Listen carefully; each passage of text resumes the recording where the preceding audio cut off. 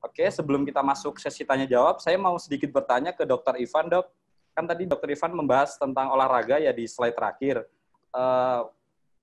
Banyak pertanyaan, kan kalau kita olahraga, kadang kita susah nafas ya, Dok ya. Artinya masker itu kan, tapi oleh pemerintah kita harus tetap dianjurkan untuk memakai masker. Apakah di saat olahraga seperti itu, kita harus memang tetap pakai masker atau kita boleh lepas masker itu selama kita olahraga? Ya, jadi jawabannya tadi sebenarnya udah ada. Jadi kembali kita harus mengukur kemampuan kita lagi untuk pada saat olahraga ya. Jadi pada saat kita olahraga, kalau kita masih bisa bernafas hanya dengan hidung, nah itu disitulah batas kita olahraga pada saat pandemi seperti ini ya. Karena kalau kita sudah mulai bernafas dengan menggunakan bantuan mulut, itu tuh sudah masuk ke intensitas yang tinggi. Nah, jadi kalau olahraga intensitas tinggi itu justru kalau pada orang-orang yang bukan atlet ya, yang tidak terbiasa dengan olahraga intensitas tinggi, dia itu malah akan menurunkan imunitas ya, malah bukan meningkatkan imunitas ya. Jadi kita pada saat seperti ini memang dianjurkan yang intensitas rendah sampai menengah, dan menurut penelitiannya itu yaitu kalau intensitas rendah dan menengah yang hanya menggunakan hidung itu hanya kalau kita menggunakan masker itu masih tidak ada perubahan yang signifikan terhadap kemampuan kita olahraga ataupun fungsi tubuh kita yang lain. Oke, terima kasih banyak Dr. Ivan atas jawabannya. Sekarang kita masuk ke sesi yang terakhir, yaitu sesi tanya-jawab. Kita buka dulu pertanyaan yang pertama dari Mas Farizal Andriansah. Mas Farizal Andriansah, apakah masih bergabung bersama kami? Kasih. Oke, siap. Mohon izin saya bacakan pertanyaannya ya, Mas Farizal. Iya, silakan. Ini pertanyaan untuk Dr. Medi. Ya. Mau sharing, saya terkonfirmasi COVID-19 dan telah dirawat lebih dari 2 minggu di RSUD. Gejala awal panas tinggi, indera penciuman hilang, hilang nafsu makan, disertai diare. 4 kali ke dokter dan 3 kali rapid test, hasil rapid test selalu negatif. Tapi karena ada anak bayi di rumah, jadi lebih aware. Dan benar saja pas di swab hasilnya positif dan langsung dirawat. Istri positif juga hasil swabnya.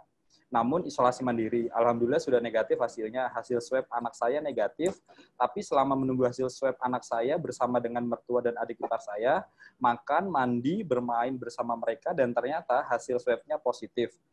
Haruskah cek lagi swab untuk anak saya yang berusia 7 bulan? Kemudian, apakah ada kemungkinan yang telah dinegatif, sembuh, bisa kembali positif kembali?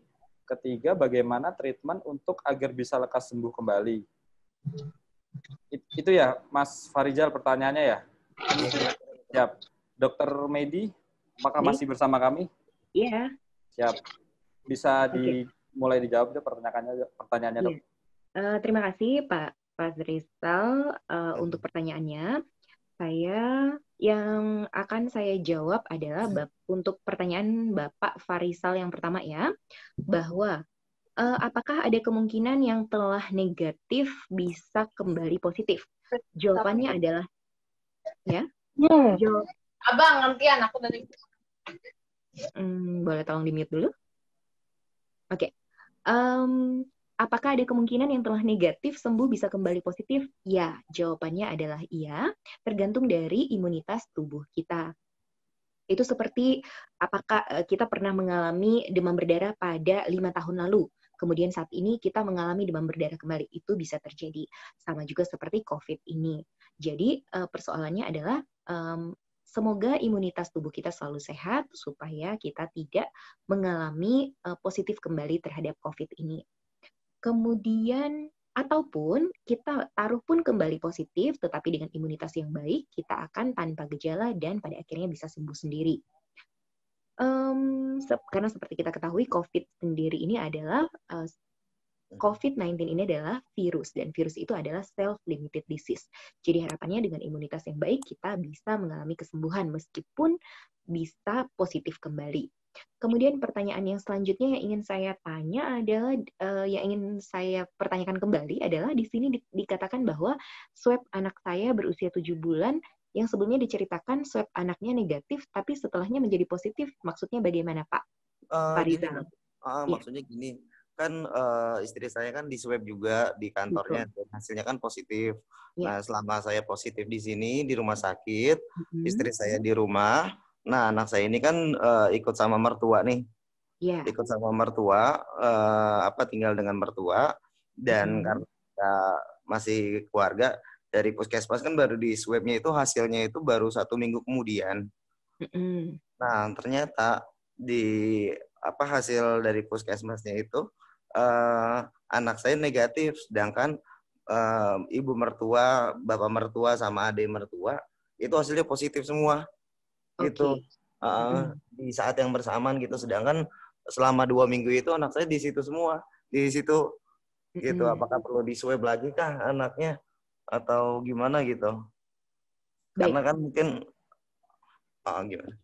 Iya, karena kekhawatiran sebagai orang tua ya, takutnya terjangkit, setelah itu nanti bisa jadi positif. Yang pertama, sebenarnya dulu WHO itu menyarankan pada bulan Maret ya, sampai akhir bulan Mei, disarankan untuk pemeriksaan PCR lagi. Bahkan pemeriksaan PCR pertama kali disarankan itu pada, suara saya masih terdengar? Masih. Pemeriksaan PCR itu disarankan pada hari pertama dan hari kedua, setelah itu hari ke-7 dan hari selanjutnya mengikuti gejala. Tapi pada akhirnya di bulan Juni 2020 ini WHO mengubah standarnya menjadi bukan hasil PCR negatif yang kita cari, tetapi kondisi klinis pasien. Apakah ada perbaikan atau perburukan? Nah, dikembalikan kepada anak dari Pak Farizal. Apakah anaknya ada gejala tidak yang bisa ditemukan? Misalnya ada demam, ada batuk, hidungnya tersumbat, pilek, atau sering menangis, padahal sudah diberikan kecukupan dari ASI. Hal itu bisa menjadi jika terdapat gejala tersebut, alangkah baiknya dilakukan pemeriksaan PCR lagi. Tetapi jika tidak, anaknya terlihat sehat dan tidak ada masalah, tidak ada keluhan, berarti tidak perlu dilakukan pemeriksaan PCR lagi. Oh gitu. Iya, kalau dari anak sih alhamdulillah sehat ya. Nggak ada gejala atau panas, demam atau seperti itu. Baik. Makanya tapi agak khawatir aja karena kan selama 2 minggu kemarin sama keluarga yang positif gitu, yang sehari-harinya memang main, makan, karena ya kekhawatiran itu aja juga. Iya. Terus Kemudian saya lanjutkan dengan pertanyaan, bagaimanakah treatment untuk bisa lekas sembuh kembali?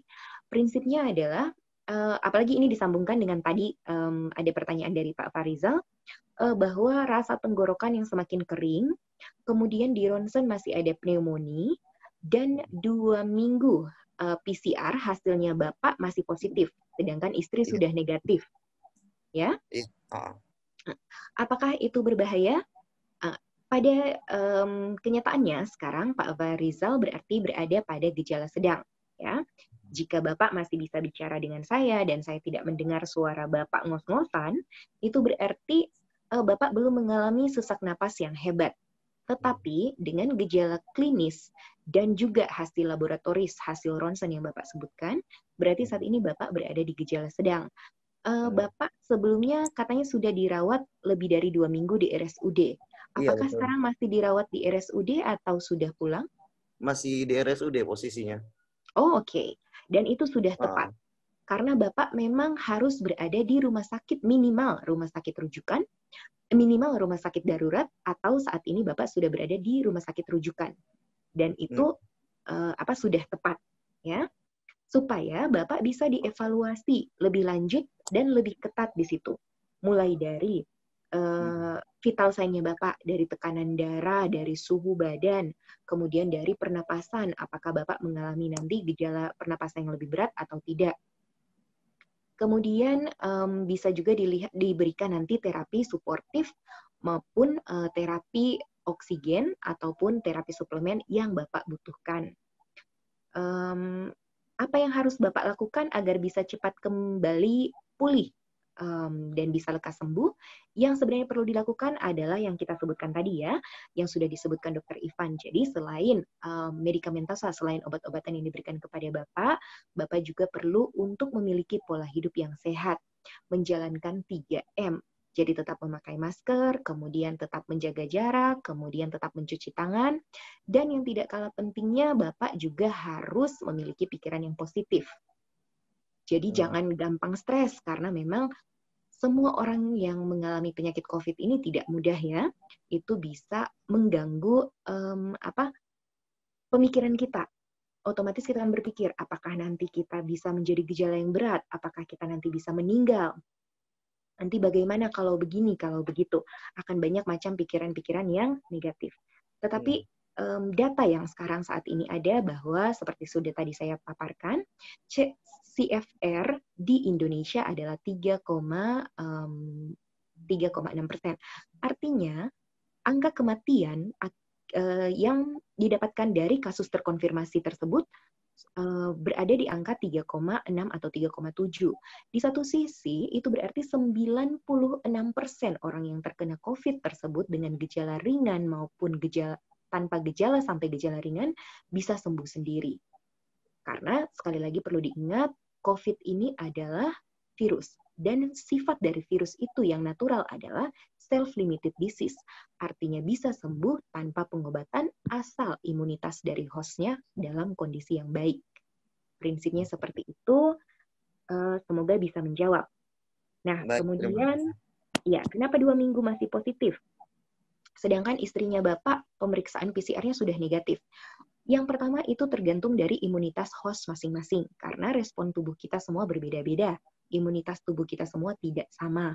Nah, itu kenapa di istri Bapak lebih cepat negatif dibandingkan di Bapak. Yang pertama, jadi ada masalah di imunitas dari host yang kurang sehingga PCR-nya masih positif. Yang kedua, sebenarnya perlu kita sadari bersama bahwa hasil dari PCR itu sendiri ketika kita melakukan pemeriksaan PCR, hasilnya itu 80% sebenarnya untuk ketepatannya, akurasinya. Masih ada sekitar 20% yang tidak bisa kita bilang sebagai patokan dari PCR, dan itulah kenapa sekarang sekali lagi WHO mengganti patokan untuk menyatakan seorang pasien sembuh atau bisa discharge adalah kondisi klinis pasien dan bukan hasil PCR. Kenapa dia bisa ada sekitar 20% yang hasilnya tidak akurat, sehingga misalnya pemeriksaan PCR berkali-kali bisa positif terus, padahal kondisi hostnya sendiri masih sudah dalam perbaikan, tidak ada masalah lagi. Nah, yang sebenarnya adalah cara pengambilan sampel, mulai dari masalah klinis, klinik dan klinisnya itu juga menjadi bahan pertimbangan. Cara pengambilan sampel, cara penyimpanan sampel, cara pengolahan sampel. Jadi mulai dari ekstraksi dan amplifikasinya itu akan mempengaruhi hasil dari PCR itu sendiri. Di mana ketika pasien sudah dalam kondisi yang sembuh, sudah dalam kondisi pemulihan, tetapi masih ada sel-sel mati dari virus COVID-19 ini, RNA-nya masih ada di hidungnya kita. Ketika dilakukan pemeriksaan dengan PCR, PCR masih akan membaca itu sebagai terdeteksi positif. Padahal itu sebenarnya hanya sisa-sisa dari virusnya. Itu kenapa sekali lagi sekarang kita berpatokan pada gejala klinis dari pasien. Apa sudah cukup penjelasannya Pak Farizal? Sudah cukup sih, itu Pak. Satu lagi mau tanya, ini kenapa beberapa hari terakhir tenggorokan jadi sangat kering sekali ya? Berasa. Itu adalah, betul, itu adalah gejala dari COVID-19 sendiri, seperti yang sudah dijelaskan tadi. Jadi, itu berarti Bapak sedang berada di gejala sedang, dan yang diperlukan sekarang adalah pola hidup yang sehat. Jadi, mulai dari makanan, Bapak bisa banyak konsumsi air, kemudian nanti diinfokan juga kepada dokternya tentang gejala-gejala yang Bapak alami, sehingga pengobatannya bisa disesuaikan dengan gejala yang Bapak rasakan saat ini. Baik, terima kasih atas jawabannya, Dok. Terima kasih, Pak Farizal. Semoga membantu ya. Amin, terima kasih. Ya, terima kasih Dr. Medi atas jawabannya. Kemudian kita lanjut lagi ke pertanyaan yang kedua untuk Dr. Frankly. Dr. Frankly, apakah masih bersama kami? Ya, Mas Ali. Oke, siap, Dok. Ini ada pertanyaan dari Mbak Krismayu Noviani. Mbak Krismayu masih bersama kami? Ya, Dok. Siap. Saya izin bacakan pertanyaannya ya, Mbak. Siap. Dok, apakah ada panduan untuk pegawai di kantor? Kemudian bagaimana handling pegawai yang positif atau ODP di kantor, terus sosialisasi dengan pegawai lain setelah pegawai positif itu kembali di kantor?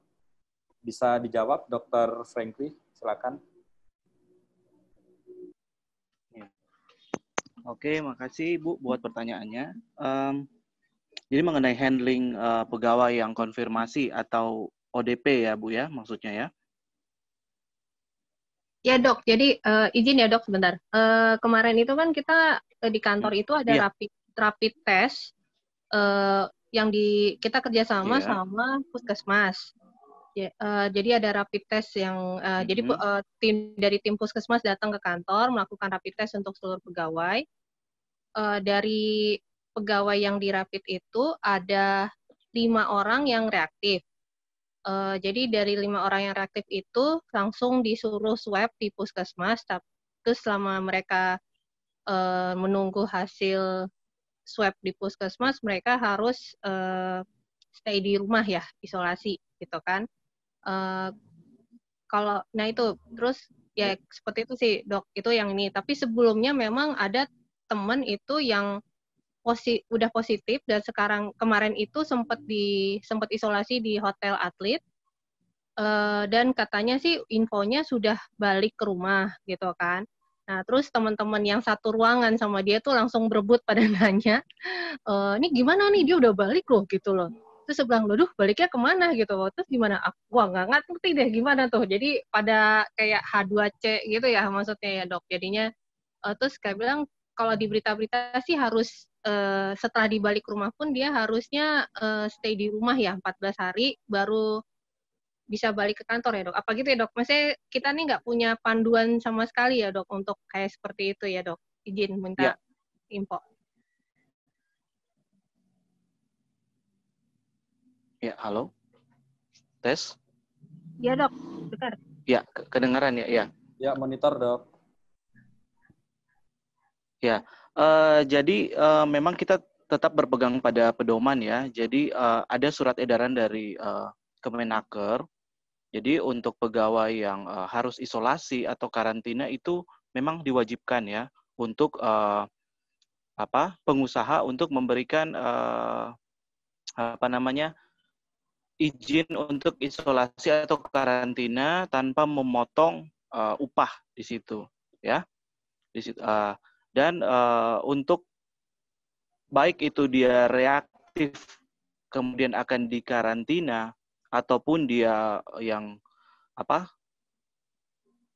PCR-nya positif atau terkonfirmasi, ya otomatis kembali lagi kayak tadi di presentasi saya di situ kan disebutkan kalau dia masuk suspek atau dia terkonfirmasi, kalau dia tidak ada gejala untuk yang konfirmasi tidak ada gejala ataupun ringan, dia isolasi di rumah. Ya, kalau dia sedang sampai berat, berarti dia harus masuk ke rumah sakit.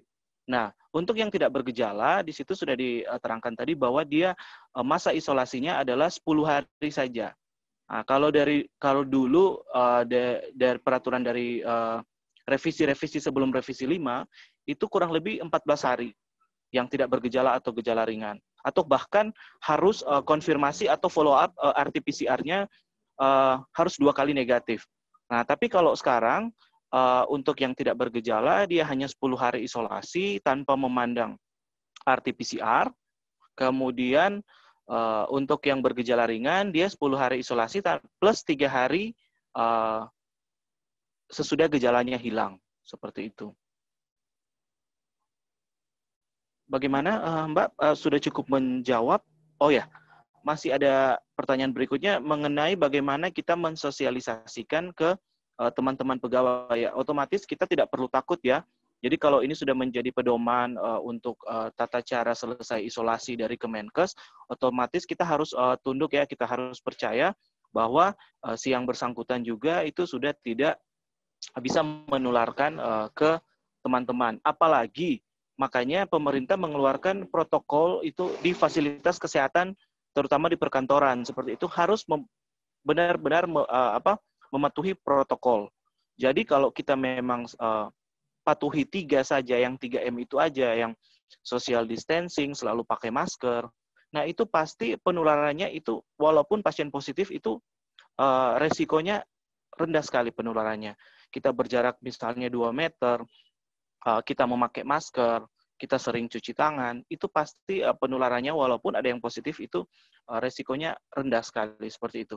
Dan ingat, mungkin yang terjadi di klaster perkantoran, terjadi juga di klaster fasilitas kesehatan, itu sebagai pengusaha kita harus, atau sebagai manajemen kita harus mengingatkan kembali, selalu memberikan himbauan kepada karyawan bahwa selalu kita menganggap setiap orang, teman dekat kita, kerabat kita di kantor itu adalah suspek. Kalau kita menganggap dia suspek, apalagi kita menganggap dia terkonfirmasi, otomatis kita pasti akan menjaga jarak, kita akan selalu taat pakai masker, kita tidak makan bersama-sama, soalnya makan bersama-sama itu risiko tinggi, karena otomatis kita harus buka masker. Jadi selagi protokol yang 3M itu aja kita patuhi di fasilitas umum atau di perkantoran kita, otomatis itu tidak akan menularkan ke teman sekerja. Terutama apabila dia sudah dinyatakan selesai isolasi. Nah, selesai isolasi itu biasa bisa keluar dari puskesmas atau dari rumah sakit, itu surat keterangan. Kalau sampai fasilitas kesehatan sudah mengeluarkan itu, ya otomatis teman-teman harus percayalah, dia tidak akan menularkan lagi, dia sudah sembuh, dia sudah selesai isolasi. Kurang lebih demikian, Mbak. Oh, baik dok. Jadi kalau misalnya teman yang udah dia kan positif, terus dia udah kembali ke rumah, kemarin sih bilangnya 2 minggu ya dari manajemen. Jadi apa ditarik lagi, apa dia maksudnya besok nih misalnya Senin nih, dia udah boleh masuk sebenarnya. Secara nggak langsung ya, dok? Dia sudah selesai isolasi kan? Iya, sudah. Jadi udah dari hotel atlet, dia udah balik nih ke rumah gitu kan. Iya, udah balik ke rumah nih ceritanya. Nah, terus kan teman-teman di kantor tuh pada nanya itu seharusnya udah boleh langsung ya? Kita mah juga karena nggak ngerti, ya bilangnya ya karena lihat di berita standarnya itu walaupun dia udah sembuh misalnya di rumah, tapi dia isolasi lagi mandiri 14 hari. Tapi kan kata dokter sebenarnya udah dengan revisi-revisi yang ada sebenarnya bila sudah keluar itu sebenarnya si orang tersebut tuh sebenarnya sudah aman. Jadi misalnya jadi yang bahasa 2 minggu dia harus isolasi itu sebenarnya bisa ditarik lagi ya dok? Iya, karena dia kan sudah isolasi kan di Wisma Atlet kan? Iya, di situ. Jadi dia udah balik. Jadi selesai isolasinya kita tidak pakai 2 minggu lagi atau menunggu follow up dua RT-PCR yang negatif berurutan. Kita sudah tidak pakai itu lagi. Yang penting dia sudah tidak bergejala, kemudian waktunya sudah seperti yang saya bilang tadi, untuk yang tidak bergejala 10 hari, yang bergejala itu 10 hari plus 3 hari sesudah gejalanya tidak ditemukan lagi. Oh, baik dok. Satu lagi dok, ini kan kalau misalnya di kepekantoran itu kan standar absensi itu kan memang pakai finger ya. Terus kan karena munculnya Mbak Krisma, sorry putus-putus. Oh ya, sorry. Ini dok, klaster perkantoran itu kan muncul karena ada isu ya. Saya nggak tahu itu isu dari mana ya. Karena kan kita kalau absen itu kan pakai finger.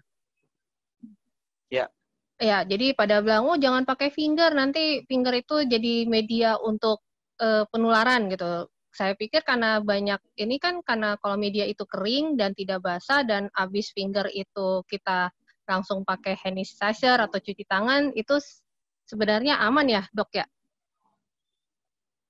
Iya, betul sekali. Jadi memang untuk mesin ceklok untuk fingerprint-nya memang memang dia pasti dia bisa menjadi media transfer coronavirus ini. Tapi ya kita cegah dengan cuci tangan atau kita pakai hand sanitizer.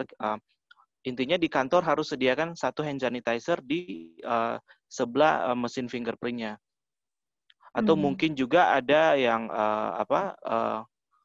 yang lebih bagus ya, kita pakai menggunakan IT, kita pakai aplikasi, misalnya bisa check in atau ceklok check-in di rumah, misalnya di kantor itu by aplikasi dengan memakai radius-radius tertentu seperti itu.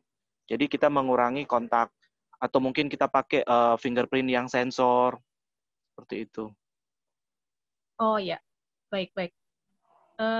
Prof, Jadi kalau kita bisa misalnya, gunakan IT sih sebenarnya. Iya. oh ya. Jadi dok, kalau jadi yang panduan kesehatan di kantor itu sebenarnya sama aja kayak yang lain gitu dok. Maksudnya kayak di rumah gitu, maksudnya harus tetap yang 3M itu, terus social distancing. Kayak sekarang ini kan, kalau di, maaf ya dok, ya, undang-undang itu kan Iya. dari peraturannya gubernur itu masih selama PSBB itu kan 25% ya. Maksimal yang hadir di kantor gitu loh maksudnya. Kalau misalnya melebihi itu gimana ya dok?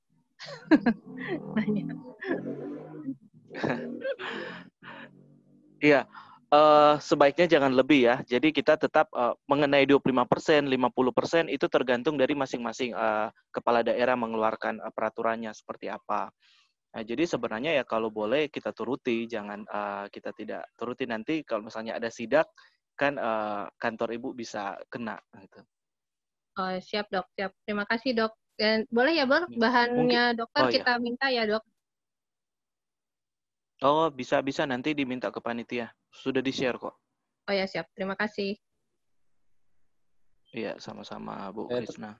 Terima kasih Dr. Franky atas jawabannya, cukup jelas sekali.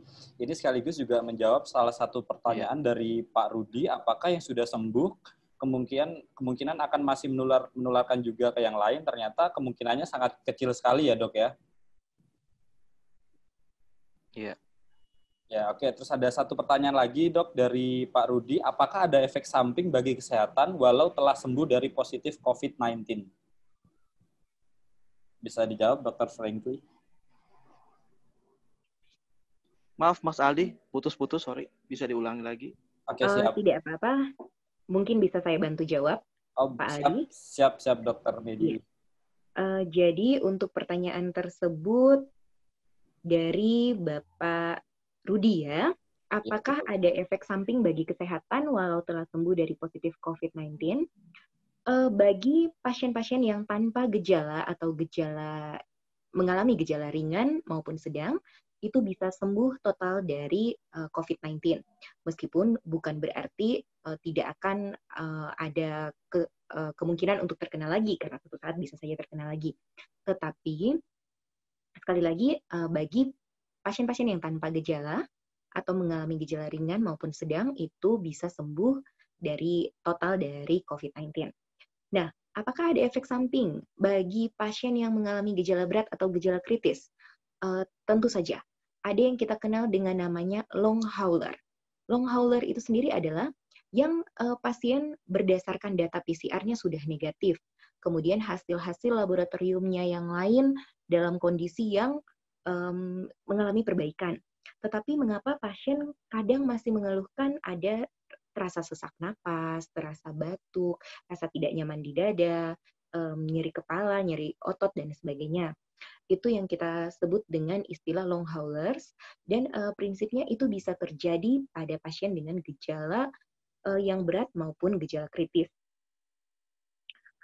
Yang ingin saya tekankan di sini adalah kita perlu melihat analogi dari COVID-19 ini yang terjadi pada pasien dengan gejala berat, seperti yang saya dapatkan dari Dr. Adit dari PAPDI sebelumnya, bahwa kita perlu menganalogikan COVID ini sebagai api, di mana api COVID ini dia menyerang daerah paru-paru, dan kita mengibaratkan COVID sebagai api dengan paru-paru kita sebagai hutan.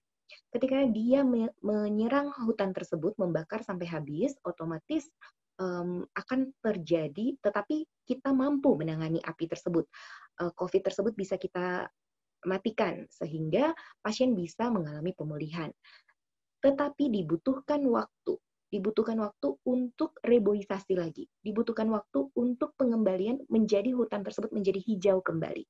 Itulah efek yang dapat terjadi, di mana itu kenapa pasien yang seharusnya dari seluruh pemeriksaannya sudah dalam perbaikan, kenapa sering masih mengeluhkan ada gejala-gejala yang berkenaan dengan COVID. Tetapi apakah irreversible? Yang sampai sejauh ini yang kita dapatkan datanya adalah tidak. Semua pasien reversible untuk bisa kembali pulih paru-parunya meskipun mengalami efek yang lebih panjang bagi yang dengan gejala berat maupun gejala kritis. Dengan catatan pasien tersebut masih tetap bisa selamat, dalam arti tidak memiliki faktor-faktor komorbid ataupun imunodefisiensi, sehingga pasien tersebut masih bisa mengalami perbaikan dari segi laboratoris. Apakah sudah bisa menjawab? Moga-moga jawaban dari Dr. Medi bisa menjawab pertanyaannya Pak Rudi Susanto ya. Kemudian kita lanjut lagi, ada pertanyaan dari Bu Isti. Apakah Bu Isti masih bersama kami?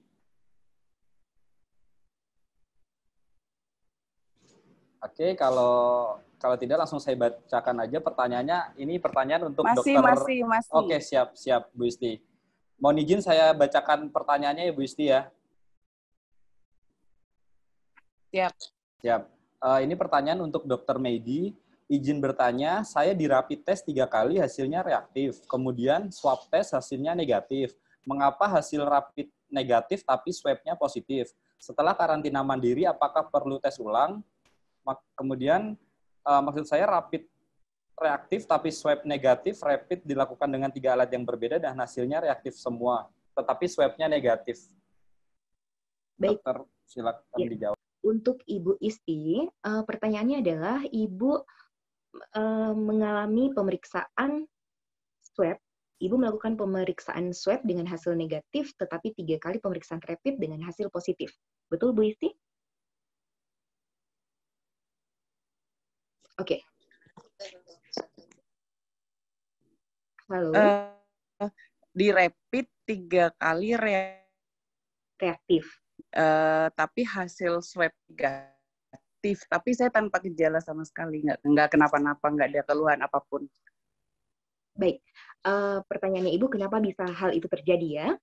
Jadi yang bisa saya jawab saat ini adalah ada 2 faktor kenapa hal tersebut bisa terjadi. Yang pertama, dan terima kasih dan syukur Ibu tidak memiliki gejala ya. Yang pertama adalah jika Ibu sebenarnya memiliki COVID tersebut yang dibuktikan dari reaktifnya rapid sampai 3 kali, tetapi saat pengambilan swab mungkin ada masalah dari saat prekliniknya, seperti sekali lagi yang saya sudah sebutkan tadi, mulai dari pengambilan sampel, kemudian penyimpanan sampel, apakah disimpan pada suhu yang benar, kemudian saat ekstraksi dan amplifikasinya apakah sudah benar. Karena jika suhu untuk PCR tersebut, bahan PCR tersebut lebih dari 2-8 derajat Celcius, itu akan menghasilkan hasil yang negatif. Jadi perlu kita perhatikan di situ, apakah PCR-nya Ibu dilakukan sudah dengan kondisi yang tepat. Nah, jika kondisi PCR sebenarnya sudah diambil dengan tepat, sudah diolah dengan tepat, dan hasilnya negatif, sedangkan 3 kali pemeriksaan rapid Ibu sebelumnya positif, apa artinya tersebut? Yang kedua adalah Ibu bisa saja sebenarnya saat positif dari atau reaktif dari hasil rapid karena terkena coronavirus jenis yang lain, bukan COVID-19. Jadi itu kenapa yang kita sebut dengan rapid tes antibody ini memiliki kelemahan dengan hasil false negatif 34%, karena hal-hal yang seperti ini. Jadi sebenarnya Ibu mungkin terkena terkena coronavirus jenis yang lain, atau bahkan pada beberapa pasien dengan demam berdarah, virus dengue, itu bisa membuat rapid COVID positif. Padahal PCR-nya negatif. Hal itu yang bisa terjadi di Ibu. Tetapi sekali lagi, sekarang kita tetap melakukan pemeriksaan laboratorium, pemeriksaan PCR swab, kemudian pemeriksaan yang rapid dan yang lain, tetapi yang terutama yang kita lihat sekarang adalah klinisnya pasien. Jika Ibu tanpa gejala, Ibu bisa melakukan isolasi mandiri. Isolasi mandiri tersebut juga bukan karena Ibu akan kenapa-napa, tetapi untuk lebih mencegah kepada pemutusan rantai penularan di satu sisi. Tapi semoga juga di sisi lain memang benar PCR-nya ibu negatif, ibu tidak ada COVID, dan hasil tes yang sebelumnya adalah karena virus yang lain, bukan karena virus COVID-19. Dok, pertanyaan tambahan. Jadi dokter di tempat saya bekerja itu menyarankan kalau saya sudah selesai 14 hari karantina mandiri. Beliau menyarankan untuk tes ulang. Bagaimana kalau nanti tes ulang ternyata di rapid reaktif lagi, saya nggak kerja lagi, Dok. Sementara saya tidak ada gejala sama sekali. Betul. Kalau untuk rapidnya kembali positif, sebenarnya yang perlu Ibu lakukan jika memang bisa ya Bu, adalah kita melakukan pemeriksaan PCR sekali lagi untuk meyakinkan bahwa Ibu ini kalau memang negatif untuk PCR yang kedua dengan protokol pengambilan swab-nya benar, tepat, berarti Ibu bisa melakukan dasar pemeriksaan PCR yang terbaru tersebut untuk bisa bekerja lagi secara normal. Untuk mengetahui apakah PCR-nya itu sudah dilakukan dengan mekanisme dan prosedur yang sesuai atau belum, kan kita tidak mungkin tahu. Kan yang melakukan adalah pihak rumah sakit. Betul. Nah, gimana mengatasi itu? Yang pertama, Ibu sudah melakukan isolasi mandiri selama 14 hari. Dan dari panduan Kemenkes yang terakhir, itu sudah cukup sebenarnya. Itu sudah cukup untuk Ibu bisa kembali bekerja seperti normal. Jika kita bahkan itu melakukan, kalau saya baca di panduan itu kan untuk yang terkonfirmasi ya. Artinya untuk yang hasil PCR-nya positif itu dengan melakukan isolasi selama 10 hari bahkan 14 hari itu sudah bisa beraktivitas kembali, apalagi kalau tanpa gejala gitu. Betul. Ya. Jadi sebenarnya seharusnya saya tidak masalah ya kalau misalkan masuk kerja lagi gitu. Sebenarnya berdasarkan protokol dari panduan Kementerian Kesehatan yang terakhir tidak masalah. Nah, Ibu mungkin perlu menginformasikan kepada dokternya apa yang sudah Ibu lakukan, bahwa Ibu sudah melakukan isolasi, kemudian dari keterangan sebelumnya bahwa rapid tersebut benar bisa karena COVID, benar juga bisa karena jenis virus yang lain. Kemudian Ibu sudah pernah melakukan pemeriksaan PCR 1 kali dan hasilnya negatif. Jika Ibu memang memiliki kemampuan untuk melakukan pemeriksaan PCR lagi, disarankan. Jika tidak, sebenarnya sekali lagi dengan protokol yang terakhir, Ibu sudah bisa kembali bekerja. Tetapi diharapkan juga protokol 3M tetap Ibu lakukan. Siap, Dok. Terima kasih banyak.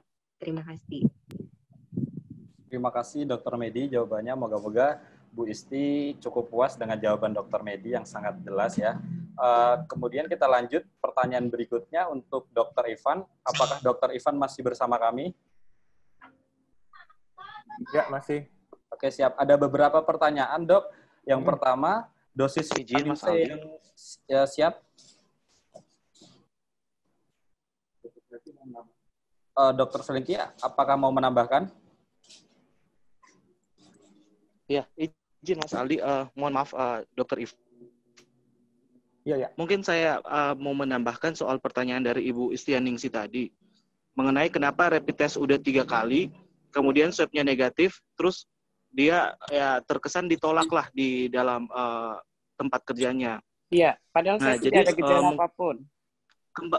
Kembali lagi ke iya betul. Jadi gini Bu, jadi kembali lagi ke yang Dr. Medi bilang tadi, golden standard itu bilang bahwa dia konfirmasi atau tidak itu adalah tes PCR, jadi swab, bukan rapid test.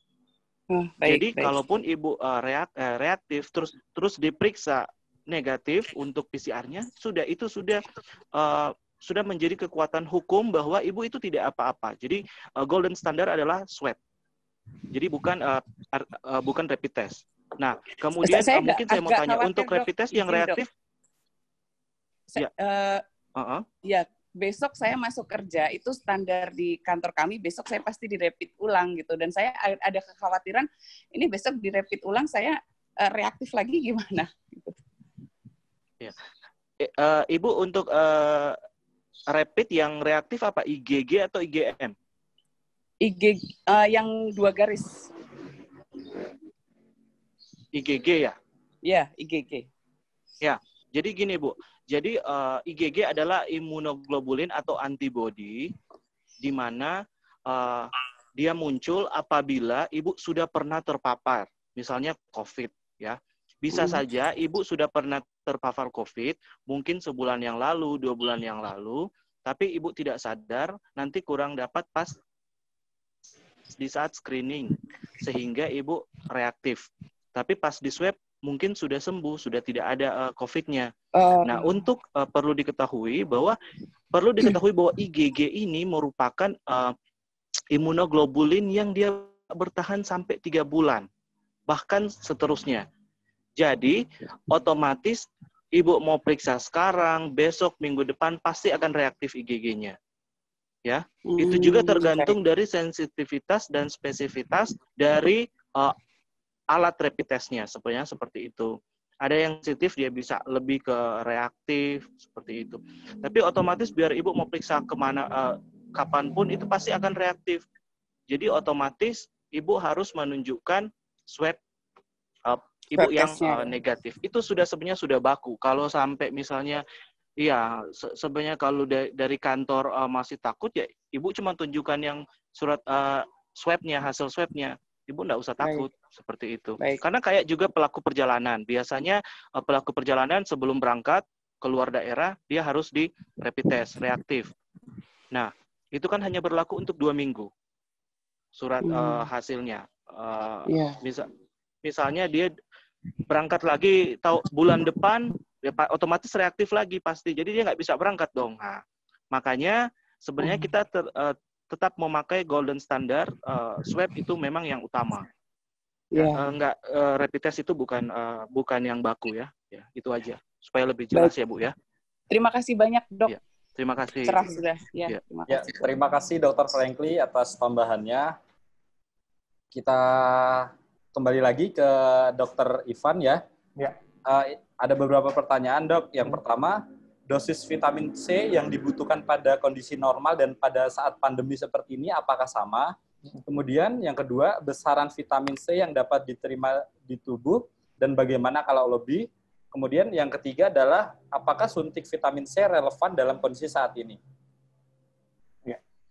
Mungkin untuk menjawab yang pertama, dosis vitamin C minimal ya. Sebenarnya kalau berdasarkan yang tadi angka kecukupan gizi, sebenarnya sehari itu perlu minimal 90 mg itu sudah mencukupi apa yang dibutuhkan oleh tubuh ya. Tapi kalau ditanya berapa maksimal tubuh bisa menyerap, itu sebenarnya ada 2 jawabannya. Yang pertama tergantung lewat mana vitamin C itu didapatnya ya. Kalau dari vitamin yang biasa diminum, itu sebenarnya kalau dari penelitian vitamin C yang bisa diserap oleh usus itu sebenarnya hanya sekitar 200 mg ya. Jadi yang selebihnya itu nanti misalnya kita minum ya, kalau vitamin C yang banyak beredar kan biasanya kan 400 sampai 500 ya. Jadi sebenarnya yang terserap oleh tubuh tuh hanya sekitar 200 mg aja. Jadi yang sisanya itu malah kebuang ya. Kemudian kalau untuk suntik vitamin C itu pada kondisi saat ini sebenarnya untuk suntik itu lebih diperlukan ke yang sudah sakit ya, ke yang sudah punya gejala. Kalau yang untuk pencegahan saja itu sebenarnya dengan vitamin C yang diminum dengan dosis di bawah atau sekitar 200 mg itu sebenarnya sudah cukup untuk mengcover apa yang dibutuhkan oleh tubuh untuk menjaga imunitasnya agar tetap baik. Seperti itu. Oke, terima kasih Dr. Ivan atas jawabannya. Dan kita masuk ke sesi yang terakhir, yaitu sesi penutup. Terima kasih atas partisipasi semuanya, baik dari pemateri dan para peserta, atas kontribusinya di acara diskusi saat ini. Semoga ada kontribusi tambah untuk kita dan bisa kita sebarkan ke masyarakat yang lain. Kemudian, saya ada satu pertanyaan yang mungkin agak ini ya untuk dokter-dokter semua. kan jenazah itu saat sudah mati, inangnya kan mati juga ya, seperti yang disampaikan Dr. Frankly. Artinya virus itu juga mati. Nah, kenapa harus tetap dibungkus plastik, sedangkan plastik itu kan sifatnya sulit terurai. Artinya virus itu sendiri tetap akan tersimpan di dalam plastik tersebut. Mungkin bisa dibantu jawab Dr. Medi atau Dr. Franky atau Dr. Ivan.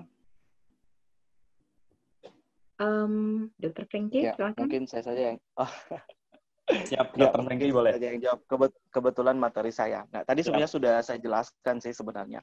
Memang kemungkinan untuk jenazah mengeluarkan droplet itu nggak mungkin ya, karena sudah meninggal. Nah, tapi walaupun dia sudah meninggal, dia masih virusnya tetap dia masih bertahan. Dia belum langsung mati di saat si pasien tersebut meninggal, virusnya pun juga belum ikut meninggal. Kayak tadi saya bilang bahwa kenapa dia harus di-wrapping, harus diisi di kantong jenazah.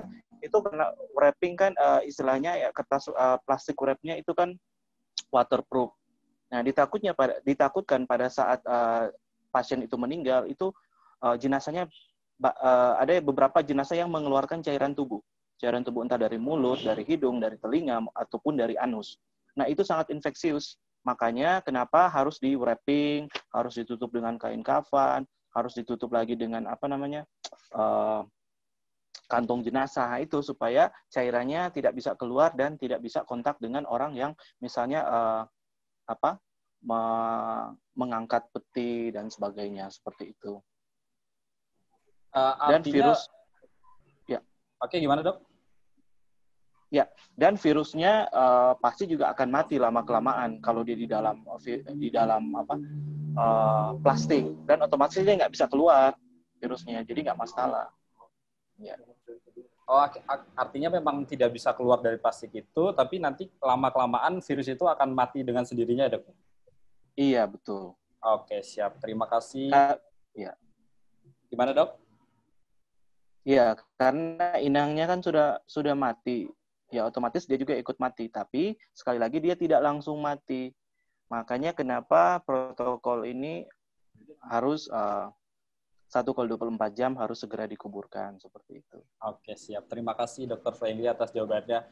Dr. Medi, mungkin ada yang mau ditambahkan untuk penutup kita di diskusi sehat ini? Kalau untuk menambahkan, sebenarnya yang tadi dari yang disebutkan Dr. Frankly itu sudah sangat benar ya. Yang ingin saya tambahkan hanyalah kemampuan. Jadi virus COVID ini sendiri perlu kita lihat dia adalah virus dengan RNA. RNA itu artinya dia ribonucleic acid, artinya dia membutuhkan inang untuk selalu hidup. Nah, ketika inang sudah meninggal, bukan berarti dia memang langsung meninggal. Tetapi kenapa dibungkus plastik? Apakah nanti tidak akan berbahaya ketika plastiknya itu dibuka karena sulit terurai? Kemudian kita masih bisa terkontaminasi? Tidak.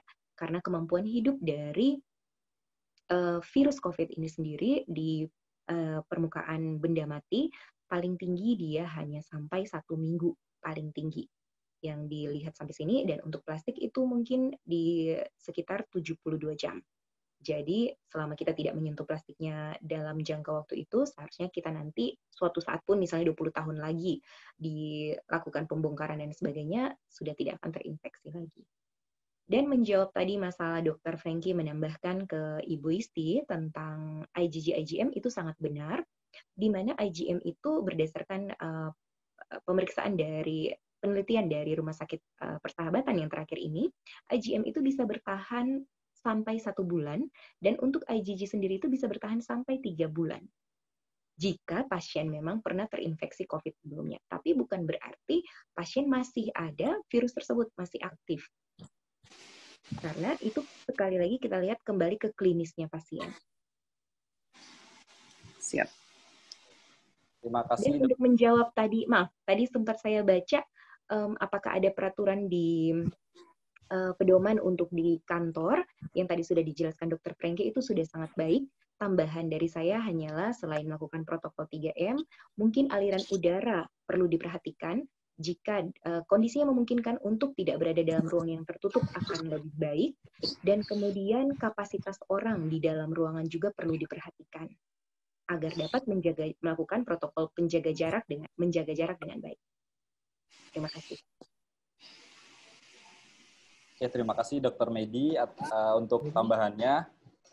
Sebelum kita tutup, saya mohon izin untuk semua partisipan dan pemateri untuk mengaktifkan kameranya dulu, karena dari panitia akan melakukan screenshot untuk dokumentasi.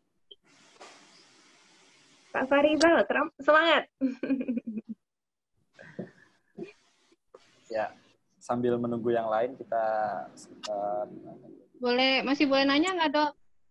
Boleh, silakan. Oh, boleh, silakan sambil menunggu yang lain mengaktifkan kamera, boleh. Nah, kalau ada yang mau ditanyakan. Yang tadi, yang kayak Ibu yang tadi, hasil rapid teman saya tuh yang positif, yang bukan yang positif ya, yang reaktif itu kan saya fotoin, Dok. Gitu, saya fotoin. Jadi, yang pertama itu, karena gini, saya dengerin orang puskesmas yang ngomong. Jadi, kalau yang pertama, dia itu hanya diomonginnya di isolasi mandiri, terus harus jaga kesehatan gitu.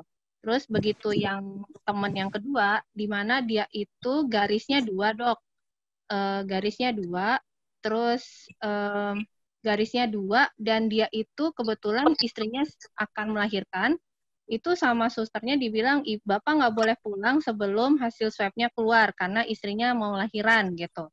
Tapi teman saya bandel, Dok, jadi dia tetap pulang ke rumah, jadi yang ada sama istrinya semuanya jadi ikutan isolasi ya, gitu. Terus yang teman saya yang ketiga, itu hasil rapidnya saya lihat tuh 3 garis, Dok, gitu loh. Sampai 3 garis. Yang keempat, yang teman saya juga 3 garis. Nah, saya lihat ini kayaknya mungkin tim puskesmas mungkin sudah sudah pengalaman dengan hasil rapid test yang ada.